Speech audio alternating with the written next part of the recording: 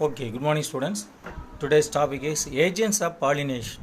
What are the agents mostly used for pollination? Some of the insects, or otherwise the abiotic components. Biotic components are mostly used for agents of pollination. So here you got to describe what are the things mostly used for this pollination. Okay, pollination is mostly affected by many agents like wind, water, insect, etc. Here, some of the pollination agents that bring about pollination. The mode of pollination is divided into abiotic components and biotic components. Its latter type is used by majority of plants. Abiotic components, which one is?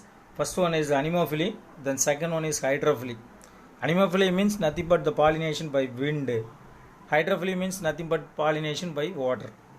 Here, biotic agents, zoophily is there.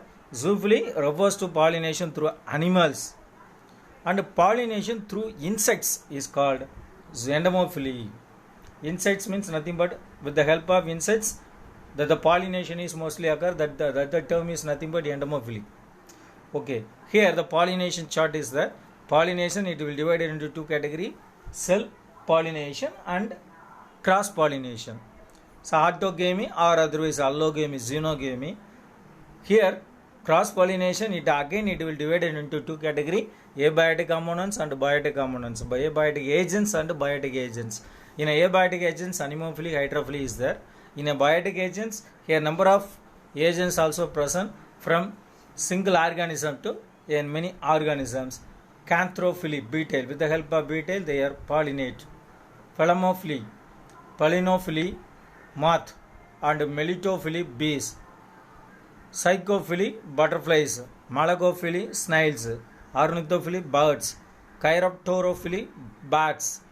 Myrmecophily, ants. With the help of these organisms or these living things, they are pollinated with this another flower, that is called biotic agencies. First one is anemophily. Pollination by wind. The wind pollinated flowers are called anemophilous. The pollination by wind. The wind pollinated flowers are called anemophilous flowers. The wind pollinated plants are generally situated in wind exposed region. Anemophily is a chance of event. Therefore, the pollen may not reach the target flower effectively and are wasted during the transit from one flower to another flower. The common example for that wind pollinated flowers are grasses, sugarcane, bamboo, coconut, palm, and maize, etc. Here, what are the characteristic features are present in anemophilous plants? Here, the flowers are mostly produced in pendulous, catkin-like or spike-like inflorescence are only present. The axis of inflorescence elongates so that the flowers are brought well above the leaves. And perianth is mostly absent, highly reduced. With the help, so for the purpose of the wind pollination is occur. The flowers are very small, inconspicuous, colorless, not scented, do not secrete nectar. Because it will pollinated by wind, there is no need of any colors, any colors are scented, anything is not there. The stamens are numerous, filaments are long, exerted and versatile. Anthers are produce enormous quantities of pollen grains compared to number of ovules available for pollination. They are minute, light and dry, so that they can be carried to long distance by wind. In some plants, anthers burst violently and release the pollen into the air. Example, Urtica. Stigmas are comparatively large, protruding, sometimes branched and feathery in nature, adapted to catch the pollen grains. Generally, single ovule is present. Plant produces flowers before the new leaves appear, so the pollen can be carried out without hindrance of leaves. Okay. Pollination in maize. There is an example for that one. Pollination by maize, Zea maize. The maize in monoecious and unisexual flowers. The male inflorescence tassel is born terminally and female inflorescence cope laterally at lower levels. Here the male flowers it will deposited or otherwise it will dehiscence the pollen grains into the stigma of the lower in a lateral sides of the female flower. The maize pollens are large and heavy and cannot be carried by light breeze. However, the mild wind shakes the male inflorescence to release the pollen which falls vertically below the female. Vertically below. The female inflorescence has long stigma that is thick, measuring up to 23 cm in length, which projects beyond the leaves. The pollens drop from the tassel is caught by the stigma. In this way, the pollination mostly occur in maize. Okay. The next one is there is the male inflorescence tassel region and female inflorescence cope.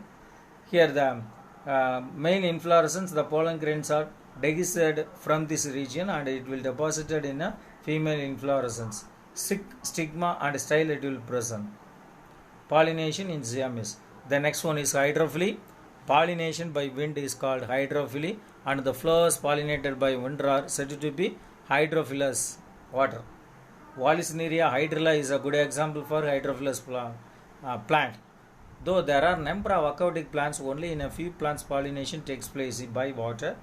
Floral envelope of hydrophilous plants are reduced or absent. In water, plants like eichhornia and water lily pollination takes place through wind or by insects. There are two types of hydrophily, epihydrophily and hypohydrophily. In most of the hydrophilous flowers, the pollen grains possess mucilaginous covering which protects them from wetting. Then epihydrophily pollination occurs at the water level. There is an example for Wallisneria spiralis and Elodea. Wallisneria spiralis and Elodea. Pollination in Wallisneria spiralis. Wallisneria spiralis. There is one species. It is a dioecious plant, submerged and rooted hydrophyte. Dioecious, submerged and rooted hydrophytes. These.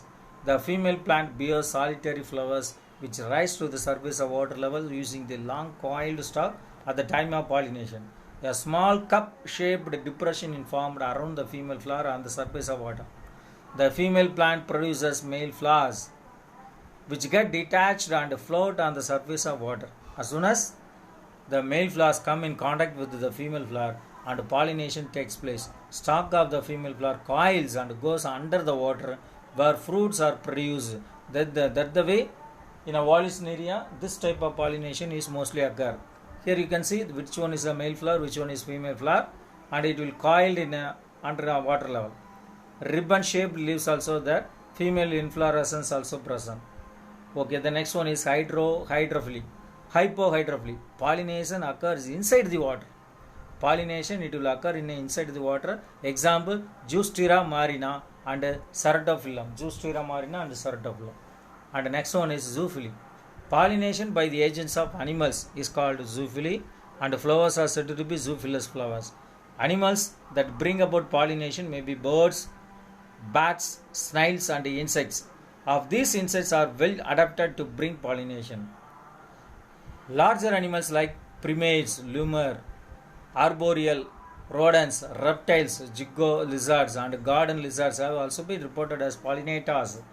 The next one is ornithophily. Pollination by birds is called ornithophily. Some common plants that are pollinated by birds are Erythrina, bombax, Syngenia, Bignonia, Sterilitia, etc. Hummingbirds, sunbirds and honey eaters are some of the birds which regularly visit flowers and bring about pollination. The ornithophilous flowers have the following characteristic features of plants. The flowers are usually larger in size. Flowers are tubular, cup-shaped or unshaped in nature. The flowers are brightly colored, red color, scarlet, pink, orange, blue and yellow which attract the birds also. The flowers are scentless and produce nectar in large quantities. Pollen and nectar form the floral rewards for the birds visiting the flowers. The flower parts are thick and leathery to withstand the powerful impact of visitors. The next one is chiropterophily. Chiropterophily, pollination carried out by birds is called chiropterophily. Some of the common chiropterophilous plants are Cygnea africana, Adansonia digitatia, etc.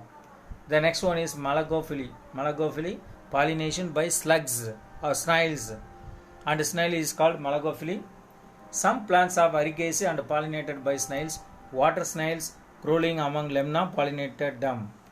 Then entomophily. Entomophily means nothing but pollination occurred by insects. Pollination by insect is called entomophily. Pollination by ant is called myrmecophily.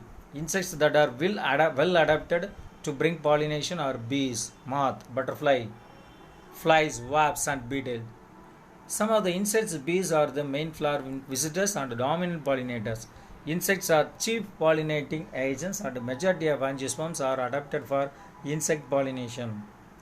The most common type of pollination mostly occur in insects only. Then, what are the characteristic features of entomophily flowers are as follows. Flowers are genetically large, or if small, they are aggregated in dense inflorescence, it will occur. Example, asteraceae flowers. Flowers are brightly colored, various in color. The adjacent parts of the flowers may also be brightly colored to attract insects. Example, Pointoncia, Bougainvillea, the bracts become colored. And also scented and produce nectar. The flowers are mostly scented and produce nectar. Flowers are, there is no secretion of nectar. The pollen is either consumed as food or used in building up hive by the honeybees. Pollen and nectar are the flower rewards of the visitors. And flowers are pollinated by flies and beetles produce foul odor to attract pollinators. In some of the flowers, juicy cells are present which are pierced and are condensed and sucked by the insects. And pollination in salvia. Next one is pollination in salvia. There is a liver mechanism. Flower is mostly protandrous and the corolla is bilabiate which is two stamens also there. A liver mechanism helps in pollination. Each anther has an upper fertile lobe and lower sterile lobe it will present, which is separated by a long connective which helps the anther to swing freely. When a bee visits a flower, it sits on the lower lip which acts as a platform. It enters the flower to suck the nectar by pushing its head into the corolla. During the entry of the bee into the flower, the body sticks against the sterile end of the connective. This makes the fertile part of the stamen to descend and strike at the back of the bee.